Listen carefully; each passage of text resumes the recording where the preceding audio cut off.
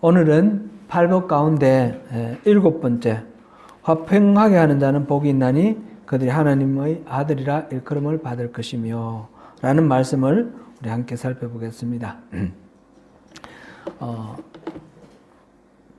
이제 지금 3절부터 10절까지는 계속해서 매주 우리가 봉독을 했는데 머릿속에 좀 들어오십니까? 팔복 우리 잘 아는 내용이니까 뭐 잘 아실 거라고 생각하고, 이번 기회에 혹시 또 이렇게 헷갈리시는 분은 잘 이렇게 한번 외우는 시간으로 그렇게 한번 생각해 보면 좋겠습니다. 매번 설교는 한 절 한 절씩 하지만 전체 다를 읽는 이유는 이 전체의 구조를 우리가 같이 읽고 같이 내용을 보자, 파악하자, 그런 의미입니다. 오늘 일곱 번째인데, 화평하게 하는 자가 복이 있다 그랬습니다. 화평이 뭡니까? 화평이 어떤 겁니까? 이 성경이 기록된 헬란 말로는 에이레네라는 단어를 썼는데, 히브리 말로 샬롬이라고 그러죠. 샬롬이라는 말은 우리 잘 알죠. 샬롬이라는 말은 이 에이레나 샬롬 이 둘 다 우리 한국말로 번역할 때 평안, 평강, 평화, 화평 이렇게 좀 비슷한 다른 말로 이렇게 다양하게 번역을 했습니다. 이 평화라는 것은 우리 모두가 다 소망하는 그런 가치죠. 내일 모레 12일 날 미국과 북한의 정상이 싱가포르에서 사상 첫 번째 정상회담을 가지게 됩니다. 북한의 그 핵무장을 계기로 해서 긴장이 아주 날카로워졌다가 이제 두 나라의 정상이 만나면서 평화체제로 변환하게 되는 그런 상황입니다.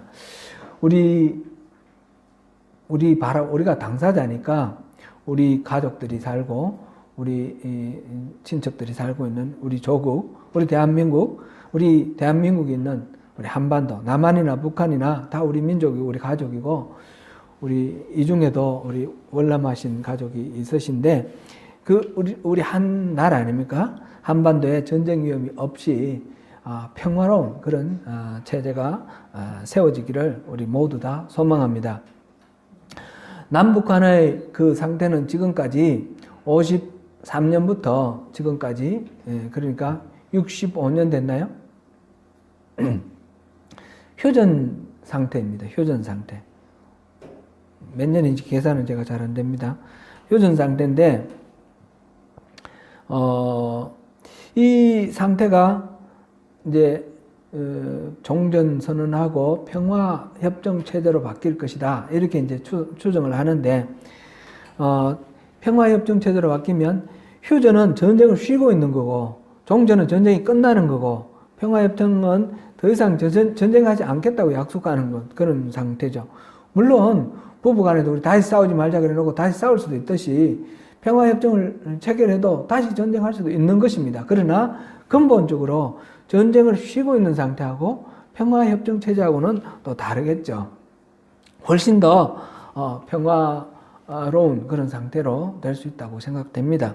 그렇지만 이렇게 나라와 나라 사이에 전쟁을 하지 않는 이 상태가 또 우리나라 같은 경우 남한, 북한이 각각 이렇게 존재하는 상태로 전쟁을 하지 않는다 해서 완전한 평화다 이렇게 말하기는 어려운 점도 있겠죠. 우리나라 같으면 통일이 돼야지 비로소 한 곱이 넘긴다 이렇게 말할 수도 있습니다. 서로 체제가 다른 두 나라가 있으면 언제든지 화약에 불이 붙을 만한 그런 위험은 있다고 볼 수 있겠죠. 나라와 나라가 전쟁을 하지 않는 것이 평화입니다. 마찬가지로 집단과 집단, 한 나라 안에서도 이런 그룹과 그룹, 개인과 개인 이런 사이에 서로 싸우지 않는 것, 이런 것을 평화라고 말합니다. 단순히 싸우지 않는 상태를 말하기보다는 싸움이 일어나지 않도록 온전히 화합해서 하나가 되는 것, 그것이 참된 평화라 이렇게 말할 수 있겠죠. 이사야 9장 6절에 보면 예수님에 대해서 예언한 그런 내용이 있는데, 이는 한 아기가 우리에게 낳고 한 아들을 우리에게 주신 바 되었는데 그의 어깨는 정사를 메었고 그의 이름은 기묘자라 모사라 전능하신 하나님이라 영존하시는 아버지라 평강의 왕이라 할 것이라, 이렇게 기록되어 있습니다. 그리스도 예수를 가리키고 있는 이 한 아기가 바로 평강의 왕, 평강 자체라고 말하고 있습니다.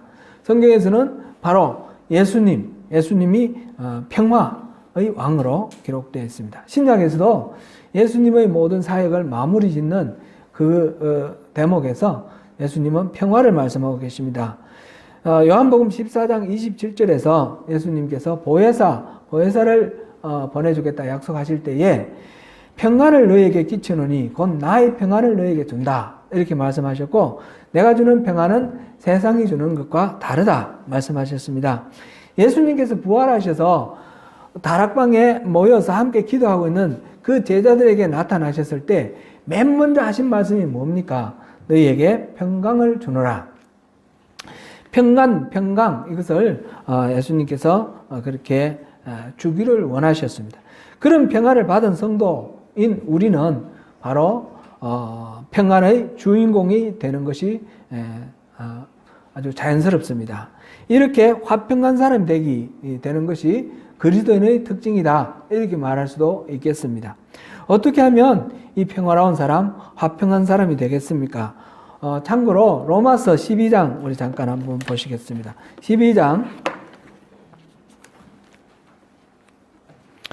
14절부터 21절까지가 그리스도인의 생활 속에서 평화를 이루는 방법인데, 그 중에서 17절, 18절을 우리가 읽어보겠습니다. 같이 읽습니다. 시작. 아무에게도 악을 악으로 갚지 말고 오직 사람 앞에서 선한 일을 도모하라. 할 수 있거든 너희로서는 모든 사람과 더불어 화목하라. 아멘. 사람이 살다 보면 의도하지 않더라도 남에게 상처를 주는 경우가 있고, 또 예상하지 못하게 남으로부터 상처를 받을 경우가 있습니다. 상처를 주고 받는 것, 이거는 원하든 원하지 않든 인간사에서는 언제든지 있을 수 있다는 것을 우리가 인정을 해야 되겠습니다. 이 상처에 대해서 우리가 어떻게 반응하느냐, 이것이 우리 삶을 평화롭게 지키느냐 그렇지 못하느냐의 중요한 관건인 것 같습니다. 우리가 상처를 상처로 반응하면 우리 영혼이 깨어지는 것, 우리 영혼의 평화가 깨어지는 것을 우리 수도 없이 우리가 경험합니다. 우리는 본질적으로 쉽게 상처받는 그런 존재입니다. 그러므로 서로 상처 주지 않도록 많이 조심해야 되고 서로를 존중하는 것이 필요합니다. 주님이 주시는 평안을 공급받는 사람은 상처에 대해서 건강하게 반응할 수가 있습니다. 상처를 주는 사람에게 지지 않는 방법으로 그렇게 대응하는 것입니다. 그거는 상처를 줄 때에 상처를 받지 않는 것입니다. 어떤 랍비에게 어떤 사람이 심하게 저주하며 모욕하는 일이 있었습니다. 그런데 그 랍비는 아무런 표정도 없이 덤덤히 듣고 지나갔습니다. 제자가 옆에 있다가 그 소리를 듣고 너무 참 화가 나서 선생님에게 물어봤습니다. 선생님, 왜 아무 말도 하지 않고 듣고만 있습니까? 그랬더니 그 랍비가 말했습니다. 누가 자네에게 어떤 물건을 가지고 와서 주면 자네가 만약 받지 않으면 그 물건은 어떻게 되나? 그랬더니 그 가지고 왔던 사람이 도로 가져가죠. 그렇게 대답을 했습니다. 그랬더니 그렇지, 저 사람이 내게 준 것을 나는 하나도 받지 않았어. 상처 주는 상대방의 의도대로 넘어가지 않는 것, 이것이 상처받지 않는 것, 이것이 바로 나의 평화를 지키는 방법입니다.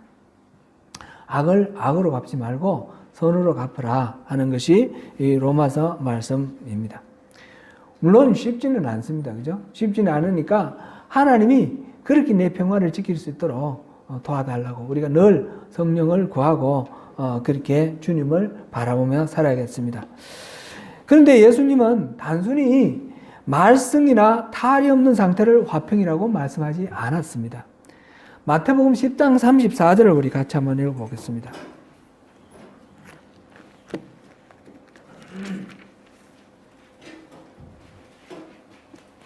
마태복음 10장 34절부터 38절까지 말씀이 화평에 대한 우리 생각을 또 정리해주는 중요한 말씀입니다.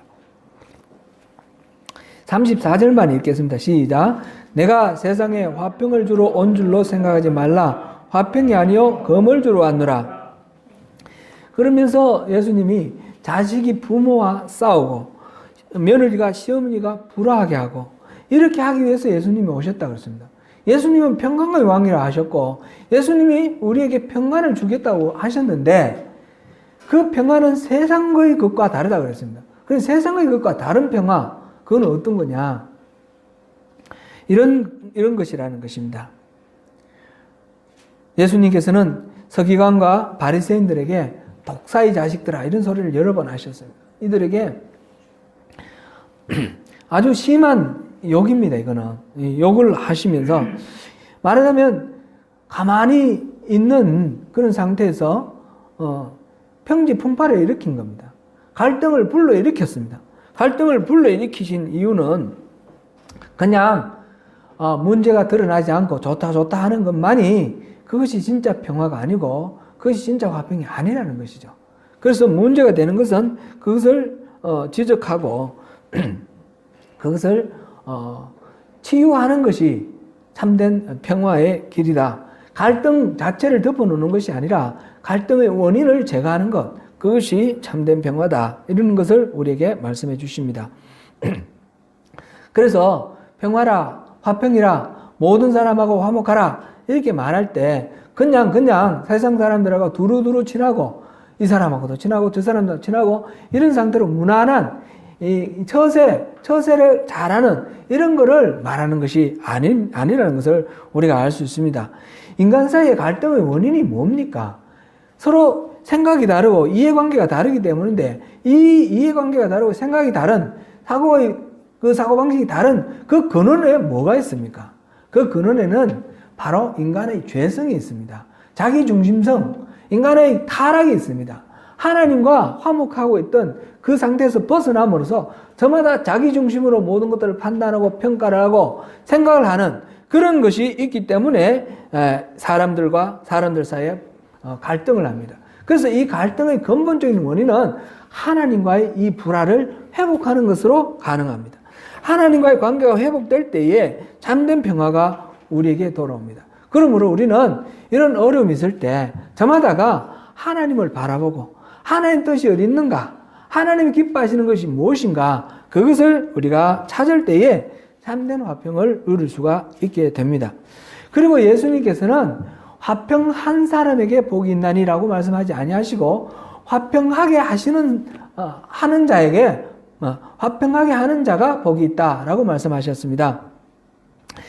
그러니까 단순히 그냥 아무 일 없이 그냥 좋게 지내가는 그것으로 만족하지 말고 그 근본 원인을 제거를 함으로써 화평을 이루는 사람이 되라. 피스메이커가 되라. 그런 말씀입니다. 그렇게 할 때에 하나님께서 그 사람을 하나님의 아들이다. 그렇게 일컬어 주시겠다는 것입니다. 야고보서 3장 18절에서 야고보 사도는 이렇게 말합니다. 화평하게 하는 자들은 화평으로 심어 의의 열매를 거둔다. 이렇게 말씀하셨습니다. 화평을 심으면 이게 자라서 열매가 맺어지는데 그 열매는 의라는 겁니다. 의. 화평과 의는 이렇게 연결이 되어 있습니다. 지금 팔복은 이 첫째 복부터 넷째 복까지, 그 다음에 다섯째 복부터 여덟째 복까지 이렇게 나누어진다고 말씀드렸습니다. 심령이 가난한 자가 복이 있다. 그 다음에는 뭐죠? 애통하는 자가 복이 있다. 그 다음에는 온유한 자가 복이 있다. 이거는 우리 안에 있는 의를 드러내는 과정이라고 그랬습니다. 그래서 마지막에 우리에게는 아무런 의가 없다. 우리가 자랑할 것도 없고 우리가 내세울 것도 없다라는 것을 진정으로 인정하며 애통하면서 온유해지는 거죠. 온유는 자기가 능력이 없는 것은 아니지만 자기의 것으로 뭔가 하지 않는 것입니다. 절대적으로 하나님께 의지하는 것입니다. 그렇게 할 때에 의에 줄이고 목마른 자가 되는 것입니다. 그래서 왼쪽에는 자기의 의를 비워나는 과정으로서 완전히 비우고 의가 의에 줄이고 굶주린 상태로 그렇게 되는 것이고, 그 다음에 다섯 번째부터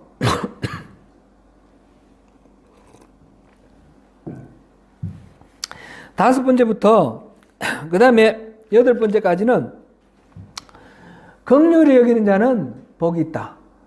이 하나님 부어주신 그 사랑으로 이 사랑을 채워나가는 겁니다. 그 다음에 마음이 청결한 자는 복이 있다. 마음이 청결한 자는 지난주에 했는데 우리 두 가지로 말했습니다. 하나는 마음에 더러운 생각이 없는 거룩한 마음, 또 하나는 나뉘어지지 않는 마음, 오직 하나님께로만 집중하는 마음, 그라고 했습니다. 그렇게 마음이 청결한 사람, 우리 마음이 하나님의 마음으로 들어가는 그런 과정입니다.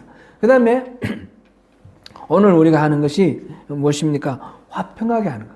하나님 주시는 평강으로 우리를 채우는 것. 하나님과의 관계를 바로 세우는 것. 그렇게 할 때에 이렇게 나아갈 때 화평, 그 다음 단계는 바로 의라는 거죠. 의가 이루어지는 것. 그 의를 이루기 위해서 우리가 많은 박해를 받을 것이고 핍박을 받을 것인데, 그럴 때 기뻐하라 하시는 것이 이 하나님이 예수님께서 팔복으로 우리에게 주시는 말씀입니다. 팔복 전체의 주제는 한마디로 말하면 의입니다. 이 의라는 것은 옳고 그릇됨이 없는 것을 말하죠. 옳고 그릇됨이 없는 것은 내가 도덕적으로 바르고 윤리적으로 올바르다라는 것을 의미하는 것이 아니라, 나에게는 그런 의가 하나도 없다는 것을 인정하고 전적으로 하나님께 의지하면서 하나님의 의가 나를 통해서 나타나는 것, 이것이 참된 의라는 것입니다. 그래서 이 팔복을 통해서는 이 모든 걸 통해서 하나님의 모습이 우리를 통해서 나타나는 것이고, 이것은 하나님 나라에 사는 백성, 하나님 통치를 받는 사람들에게 자연스럽게 그렇게 나타난다는 것입니다. 하나님 나라 백성은 하나님 다스리는 사람 아닙니까? 우리가 하나님의 다스림을 받으면 자기를 부정하고 전적으로 십자가를 지고 주님을 따르는 그런 삶을 살아갈 때 우리에게 이런 의가, 온전한 의가 나타난다는 것입니다. 이것은 우리가 일평생 추구하면서 꿈꾸면서 나아가야 할 우리의 삶의 모습입니다. 이거는 천국의 백성으로 선택받은 우리가 이렇게 믿음으로 나갈 때 우리를 통해서 하나님 그렇게 열매를 맺어주신다라고 하셨습니다. 예수님께서 우리에게 주시는 평안은 그래서 다시 한번 생각해보면 우리 사람들 사이에 말하자면 수평적으로 뭐 갈등이 없고 그냥 화목하게 잘 지내는 것, 그것만을 말하는 것이 아닙니다. 수평적으로 아무리 잘 지내도 이 수직적으로 하나님과의 관계가 바로 서 있지 않으면 이것 자체가 잘못됐을 수도 있다는 것입니다. 그것을 위해서 예수님께서 오셔서 검을 주고 우리에게 불화를 일으키시겠다 그랬습니다. 잘못된 상태에서 잠잠하게 아무 문제 없이 있을 때는 이거를 뒤집어서 여기서 뭐가 문제인가 발견을 하고 하나님과의 관계를 바로 세움으로써 올바른 이웃과의 관계, 수직적, 수평적 이 참된 평화를 이루기를 원하신다라는 것입니다. 화목하게 하는 사람, 이것은 하나님과의 바른 화목을 이룬 사람만이 스스로 화목할 수도 있고 화목하게 할 수도 있는 사람입니다. 그래서 우리가 이 말씀을 읽을 때 하나님과의 화목, 그걸 먼저 마음에 우리가 이룰 수 있도록 구하고 또 그 화목의 자유를 누리는 그것을 또 우리가 추구해야 되겠습니다. 화목하게 하는 사람에게 어떤 복을 준다고 하셨습니까? 하나님의 아들이라 일컬음을 받는 복을 준다 하셨습니다. 하나님의 아들이라는 말은 좀 이렇게 우리 여성분들 듣기에 조금 기분이 안 좋으실지 모르겠는데, 왜 아들, 딸이라든지 하나님의 자녀라든지 이렇게 말하지 굳이 아들이라고 말하셨을까? 여기 중간중간에 지금 하나님의 아들이라는 말에 이게 영어로는 children of God 그렇게 번역해 놨죠. NIV에는 son of God라고 해놨는데 children of God 이렇게 번역을 했습니다. 그거는 남자와 여자의 성별을 구분을 안 하려고 했는데 이해를 하시고, 이건 아들이라는 건 꼭 남자만 말하는 것이 아니라 자녀다라는 그런 것으로 우리가 받아들이고요. 다만 이걸 아들이라고 말할 때는 여기에 담은 의미가 특별한 의미가 있다는 것이죠. 단순한 자녀로 아주 사랑의 관계를 맺었다 이런 차원 이상으로 아들이라 할 때는 상속자, 유산의 상속자라는 개념이 들어가 있고 또 아들이라 할 때는 닮았다라는 그런 의미입니다. 그래서 하나님의 아들이다 이 말은 하나님하고 똑같은 존재다 이렇게 하나님이 인정해 주신다는 의미가 담겨 있는 것입니다. 하나님은 원래 하나님 속성이 화평입니다. 평화로우신 분입니다. 하나님은 삼위일체 성부, 성자, 성령님이 한 몸이시지 않습니까? 원바디, 3person 원바디, 한 몸인데 그 안에 세 인격이 들어있습니다. 세 인격이 들어있으니까 싸우려면 싸울 수 있지 않아요? 우리 지킬 박사와 하이드 씨 이렇게 이중 인격자들 보면 아주 말하자면 정신분열이 일어나지 않습니까? 문제가 많단 말이죠. 원래 한 사람한테 두 인격이 들어가면 문제가 있는 겁니다. 그런데 한 몸 안에 3%이 들어있는데 아무런 문제가 없어요. 왜 그렇습니까? 본질적으로 화평이기 때문에, 본질적으로 평화로우신 분이기 때문에, 하나님이 이런 분이기 때문에 하나님의 아들이다 이 말은 바로 우리가 본질적으로 평화로운 그런 존재다라는 얘기가 되는 것입니다. 그리스도인은 바로 하나님의 아들, 본질적으로 평화로운 그런 존재입니다. 에베소서 2장 14절부터 16절까지 우리 한번 읽어보겠습니다. 에베소서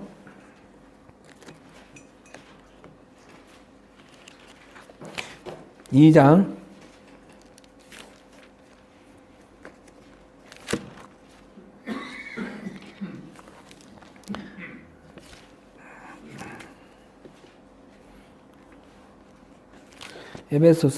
'제가 에베소서를 찾아놨는데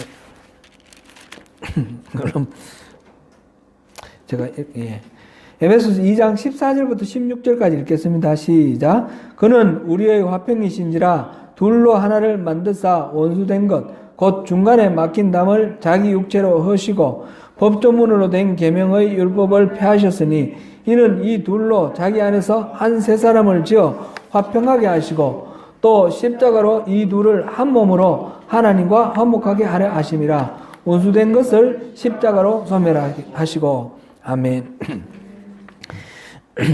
지금 예수님께서 이 땅에 오셔서 하신 사역의 그 진수를 설명하고 있습니다.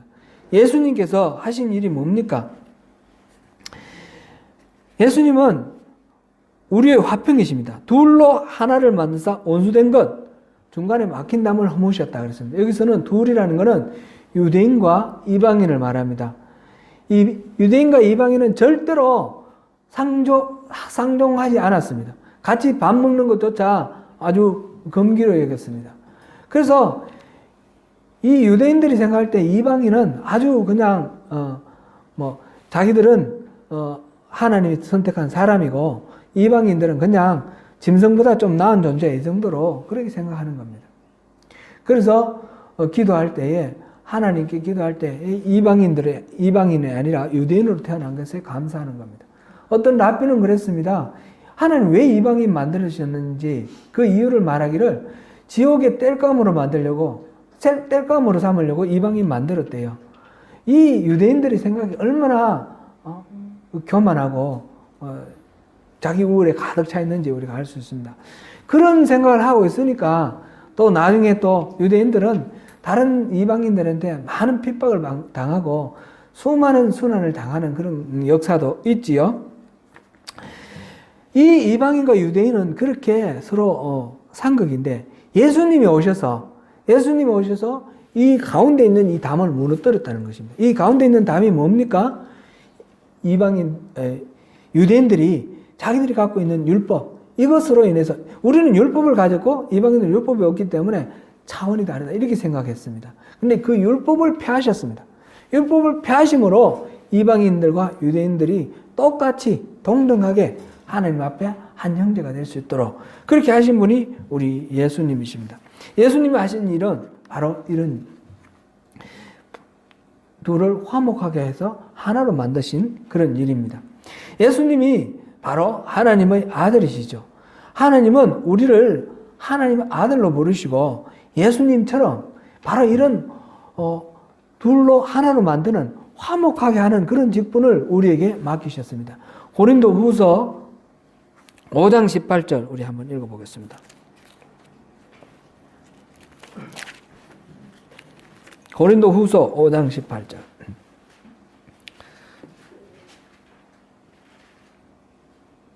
시작. 모든 것이 하나님께로 났나니 저가 그리스도로 말미암아 우리를 자기와 화목하게 하시고 또 우리에게 화목하게 하는 직분을 주셨으니 아멘. 우리가 하나님과 온전하게 화목하게 될 때 하나님은 우리를 다른 죄인과 하나님 사이에 화목하게 하는 그런 직분을 우리에게 맡기셨다는 것입니다. 화평케 하는 거, 화평케 하는 것은 가장 궁극적으로는 바로 이겁니다. 우리가 하나님하고 온전하게 화평을 이루고, 그래서 하나님과 화평을 이루지 못한 다른 사람들을 복음을 전해가지고 하나님을 믿게 해서 하나님과 화목하게 만드는 것, 이것이 화평케 하는 궁극적인, 가장 그런 궁극적인 그런 목적입니다. 참된 화평은 저마다가 우리 예수를 믿고 우리 하나님과 화목하게 됐다 그러면 우리 안에는 이 하나님과 우리의 화목으로 인해서 우리 서로는 하나가 되어서 우리가 화목이 이루어져야 하는 것이죠. 여기에서 만약 온전한 화목이 이루어지지 못했다 그러면 하나님과의 관계를 다시 점검을 해보면서 우리가 어디에서 어긋나 있는지, 어디에서 잘못되어 있는지 그거를 다시 살펴보면서 이 화목을 회복해야 할 것입니다. 참된 화평을 위해서는 그러한 서로의 그 존재를 인정하고 또 존중하는 데 근거가 있습니다. 제가 이 팔복 첫째, 둘째, 셋째, 넷째, 그 다음에 다섯째, 여섯째, 일곱째, 여덟째 이렇게 같이 구조적으로 같이 이해를 하시라 그랬습니다. 그래서 셋째 복하고 일곱째 복이 바로 연결이 되는 겁니다. 첫째 복하고 다섯째 복, 둘째 복하고 여섯째 복, 셋째 복하고 일곱째 복. 이 셋째 복이 뭐였습니까? 온유한 자는 복이 있나니 땅을 기업으로 받을 것이다. 온유한 자, 이 온유한 자가 화평하게 하는 자, 화평하게 하는 자가 될 수 있습니다. 온유한 자는 어떤 사람입니까?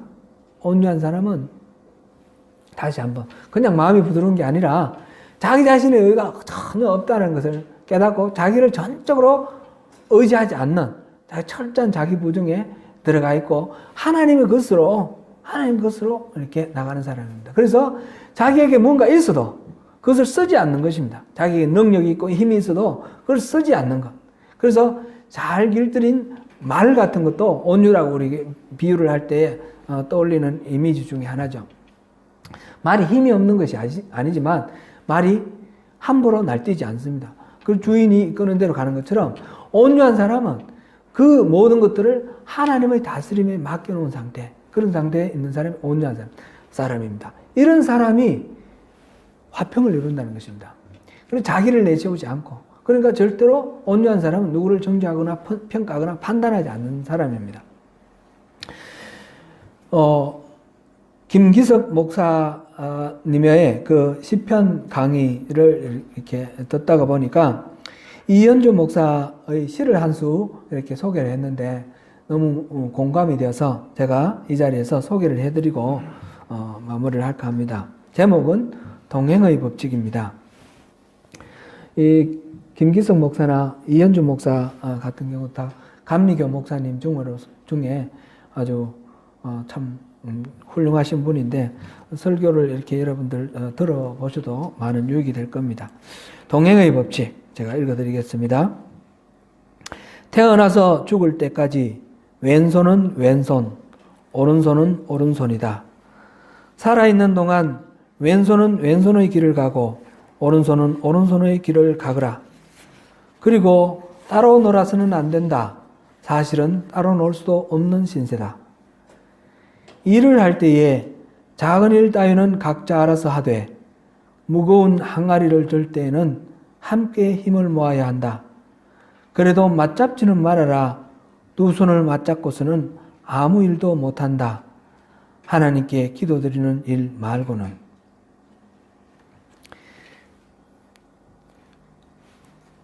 이미지가 떠오르십니까? 예. 왼손, 오른손은 항상 같이 가잖아요. 항상 같이 가고 어려운 일은 같이 돕잖아요. 그런데 따로 놀 수가 없어요. 같이 있습니다. 그런데 어려운 일을 할 때는 같이 돕지만 손을 맞잡고 있으면 아무것도 못해요. 자유롭게 풀어주고 서로를 얽매거나 구속하지 말고 풀어주고, 그리고 기도할 때는 같이 기도하는 거죠. 저는 저와 여러분이 이런 친구가 되면 좋겠습니다. 이렇게 동행하는 친구. 우리 소명교회, 우리 성도 여러분, 그리고 저 함께 이렇게 동행하는 그런 친밀한 친구가 되면 좋겠습니다. 신앙생활 해나가면서 서로를 이렇게 의지하면서 힘든 일은 같이 맞잡고, 그리고 사소한 일은 각자 자기들이 알아서 하면서, 그러면서 서로를 존중하고 자기 몫을 성실히 수행하면서 함께 아름다운 공동체를 이루고 함께 하나님의 꿈을 이 땅에 실현해내는 그런 참 좋은, 서로 얽매이고 구속하지 않는 좋은 친구가 되면 좋겠습니다. 참된 화평이 있고 화평함의 열매로 의를 풍성하게 맺어내는 그런 우리 교회가 되면 좋겠습니다. 사랑하는 성도 여러분, 화평하게 하는 자가 복이 있다 했습니다. 주님의 은혜를 더 깊이 깨닫고 누리시면서 모든 관계 속에서 화평함을 누리시는 저와 여러분이 되시기를 축원합니다. 기도하겠습니다.